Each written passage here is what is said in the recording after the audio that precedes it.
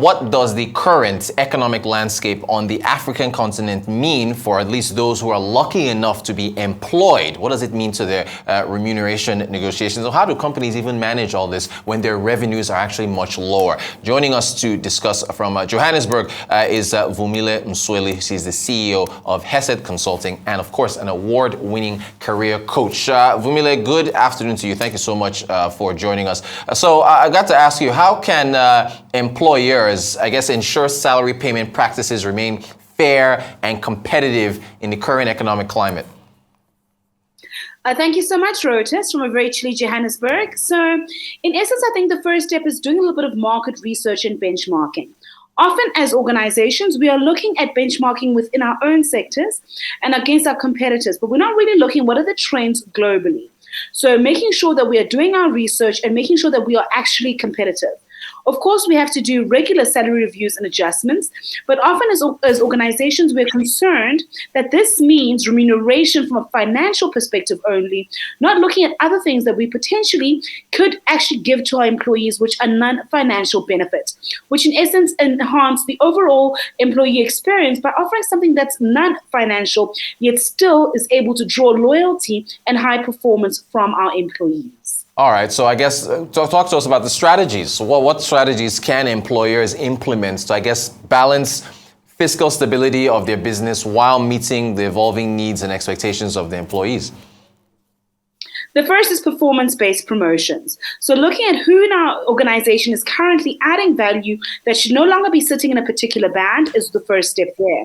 The second is looking at employee development programs, really investing in enhancing the skills and capabilities of the people which are our most valuable assets. Then giving continuous feedback and engagement to say, this is where you are, this is where we think you can be, this is where we currently find ourselves as a business, and these are the strategies we are going to deploy. So keeping, the communication really transparent, really honest, for me is a great strategy to deploy. Are there any other, I guess, innovative compensation models, or alternative forms of, compensation employers should consider to adapt to economic fluctuations as things go up and down? Definitely. Profit sharing is one of them. So often when we are looking at profit sharing, we are only concerned about who our shareholders are. But having a percentage that goes towards our employees is one way to incentivize our employees over and above their actual salary. The second is taking a look at things like stock options or equity options to say, this is where we are currently. We believe that our value is going to increase in the coming years. So let us have a conversation where in 4 to 5 years, you have shares that could potentially vest, which you can then utilize to grow your actual net asset value. Another piece that I've been looking at and consulting my clients on is how do they leverage their corporate social investment.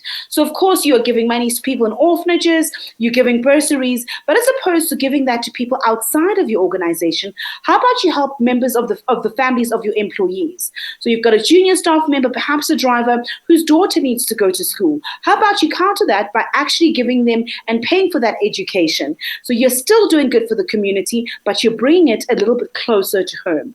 So those things, together with employee recognition programs, investing in skills development, as well as supporting from an employee assistance program, are certain things that we can start deploying immediately that will have a massive impact on both our bottom line as well as our employees. Now, Vumile, I mean, that sounds great, but again, I guess with where things are, you're in Johannesburg, I'm in Lagos, we both know what's going on in our respective economies of South Africa and Nigeria. But so for employers, isn't that a little tight, considering that, revenues are projected to fall with with the way the economies are right now? Definitely revenues are really under pressure, Otis. That is not something I'm disputing. But what I'm saying is we can redeploy how we currently do things. We're already committed to certain CSI projects. We already want those tax benefits. So as opposed to deploying them outside, let's do it internally. As opposed to saying we're just going to profit share now, let's take a look at what happens after this tough financial challenge and say, I'm going to buy my employees' loyalty and investment by saying, own shares now that you will enjoy the net asset value growth in 5 to 10 years.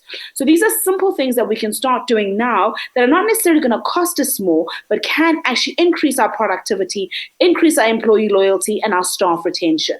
All right, can we talk to us about what technology can do as far as streamlining salary administration and ensuring accuracy during economic uncertainties?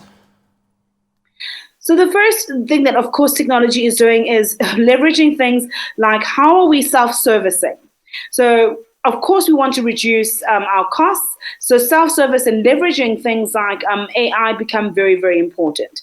The second thing is how are we merging our current human capital together with what technology is bringing to the table to help also reduce costs there. Then, of course, it's also saying technology is allowing us to automate some simple systems like our payroll management, our automated salary calculations, the time and energy it takes for our employees to be productive. So leveraging those systems allow us to free up using real-time reporting and analytics to free up and reduce some of our costs whilst freeing up some of our human capital. But what it can also do is help us increase our revenue. So by leveraging, of course, data security, data analytics, we can then say, where should we be focusing the majority of our time and energy where we can make sure that we are getting a higher return on investment? Of course, there is a little bit of a capital investment there for most organizations, but the good thing is you don't have to do everything yourself. You can outsource some of these data mining activities to people who are experts who are now a little bit more negotiable than they were, let's say, 3 years ago. Great stuff. Vumile Msweli, CEO of Hesed Consulting, joining us from a very chilly Johannesburg. We appreciate your time. Thanks.